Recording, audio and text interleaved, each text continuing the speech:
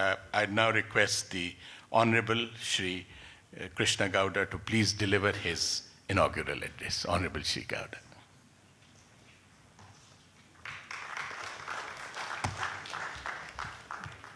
Good morning. Lieutenant General Ahluwalia ji, Dr. Tavares, my good friend, Dr. Jija Hari Singh, all the participants. I'm happy to be here this morning. It's a pleasure for me to participate in the inaugural program of this two-day international conference on corporate social responsibility organized by the IOD. And welcome you all to Bangalore, those of you who come from other parts of the country and other parts of the world. I hope you enjoy your stay in Bangalore and have a good time here. I must congratulate the Institute of Directors who are holding this conference here on a very vital and a very contextual subject of corporate social responsibility. They, I believe, hold several conferences in India and abroad every year. And they've chosen this subject very appropriately in the backdrop of the New Companies Act 2013 that Indian Parliament has passed, where corporate social responsibility is now made mandatory in our country. So I'm sure this issue requires a fair bit of deliberation, clarity, as we move forward towards a new era in corporate social responsibility. CSR, for the most part, had been a voluntary activity for a few reputed companies, not very widely practiced. And even those few companies, some of them, not all, though many have done commendable work, but a few had used CSR activities to further their own commercial interests as well.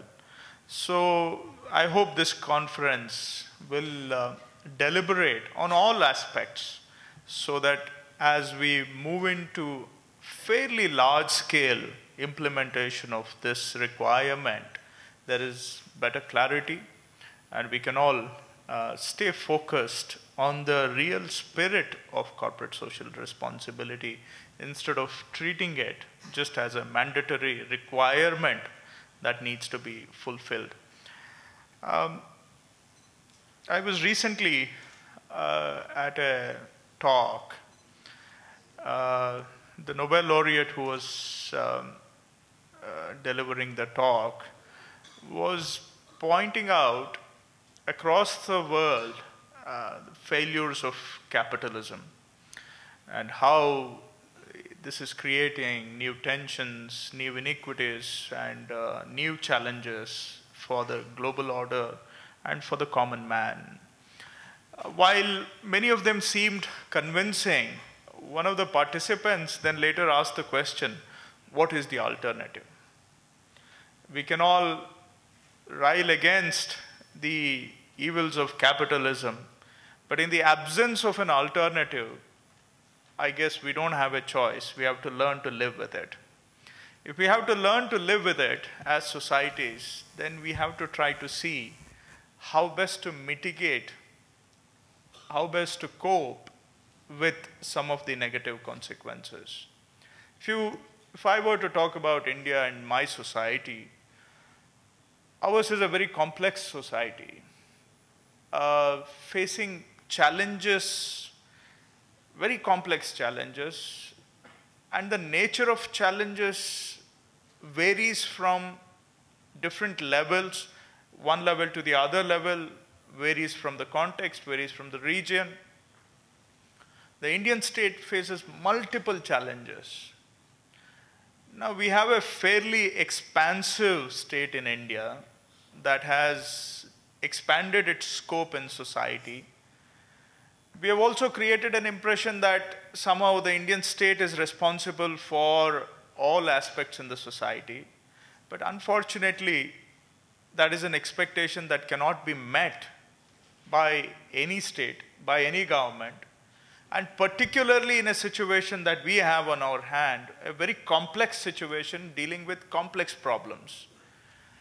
Each village has its own problems, each district has its own problems, states have their own problems. One part of our country does not have much in common with the other part of our country. The problems are different. Now, why am I pointing out the nature of complexity and challenges in our society? Because quite often we find that the Indian state cannot reach out to solve all the challenges, problems that exist in our society. And some of the problems, more than resources, it requires application of mind, which also is a challenge for a very large state to respond to. So these are the challenges that exist in our society. And when we look at the growing size of corporate India, where the businesses are growing, and when their capacities are expanding, I'm also sure that their capacity to respond to some of these complex challenges that exist in our society, their capacity is also building up along with that. I'm not trying to absolve the state from its responsibilities.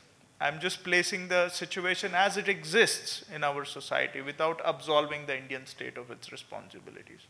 But as corporates may be transnational, but still they have responsibility towards the societies where they inhabit, where they thrive. So when we look at this whole issue from that point of view, I'm sure the corporates can respond to these situations. Sufficient scope exists for them to make very meaningful interventions. And through those interventions, to change the lives of many people.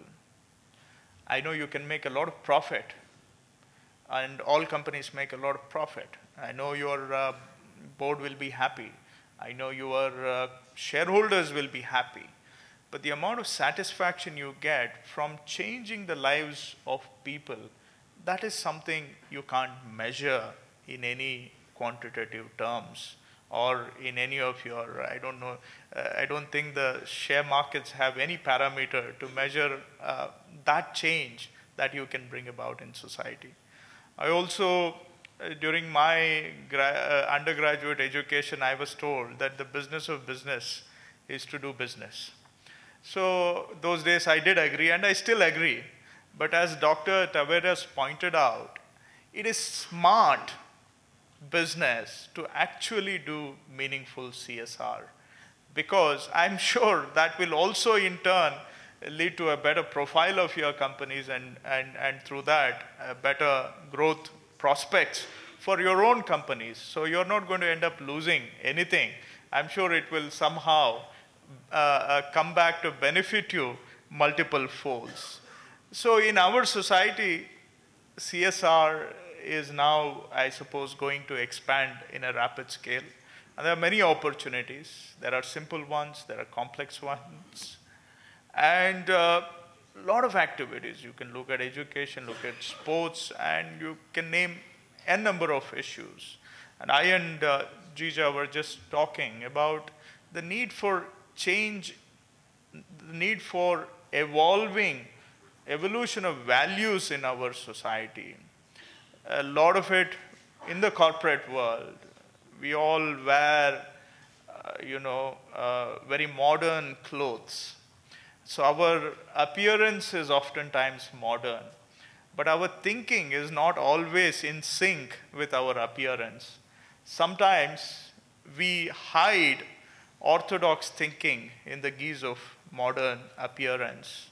So a lot of sensitization is required within the corporate world itself to changing nature of values. To bring about change in society, we always look at law as a way to change society. But laws are only so effective as the society is willing to respond to the laws that we make. If the mindset has to change, it has to be through awareness and a lot of sensitization. So that's an area where corporates can work towards evolving values in our society. And just that now Dr. Tavares was talking about our approach towards women. Corporates are not what they always appear to be in terms of fair treatment of women. I was just telling Jija that I was recently, a few days ago, in another program. The audience was good, about 1,500 young college kids in the audience, and a full 3/4 of the audience were girls, young girls. And here was a very senior, respected person standing up and saying there that very, very well-known person, very accomplished and in a very prominent role in our society, standing up and telling them that the place of women is at home. So, lot of, what is the use of laws when such learned people are standing up and saying these things? So there is a scope. Our society is also going through a lot of churning in our value systems, and all changes cannot be brought. All improvements cannot be brought through laws. The corporates, through their corporate social responsibility, can reach out to society to take people along in the journey that we are undergoing, the journey of transformation that we want to see in our society. So I'm sure there is a lot of scope, and from the society's point of view also, no society is perfect. Everything is changing. What seemed right only 20 years ago seems very wrong today. So change is constant. Values change, situations change in our society. No society is perfect either. And we also inhabit an imperfect society. And if we have to evolve, everybody has to take responsibility. It is very easy to point fingers at somebody. We can say the government's responsibility and wash our hands off. But if the change doesn't happen, and I and you have to live in that situation, it doesn't benefit anybody. So all of us have a responsibility. As individuals, we have a responsibility. As corporates, you have a responsibility to work towards a better society. And in that context, I think CSR is a very, very meaningful tool. I hope you will all not look at it as a mandatory requirement by the government. Then, how many laws are treated in India when we when we look at it as just a mandatory requirement. I hope you will not treat CSR as a mandatory fulfillment to be complied with. Then the purpose will not be served. I think if we take it up with all seriousness, the society will benefit, and we will, through that, work towards building a society which is much better than what we have, so that all people across cross-sections of our society benefit from it. To conclude, my heartiest congratulations to IOD for putting this conference together and doing it very much in Bangalore on this very relevant subject. And CSR is essentially a business-driven movement, and now I hope this movement will grow, will reach on a larger scale to the society, and I wish the conference the very best, and I also wish the CSR movement the very best in its efforts to reach out to the society. Thank you.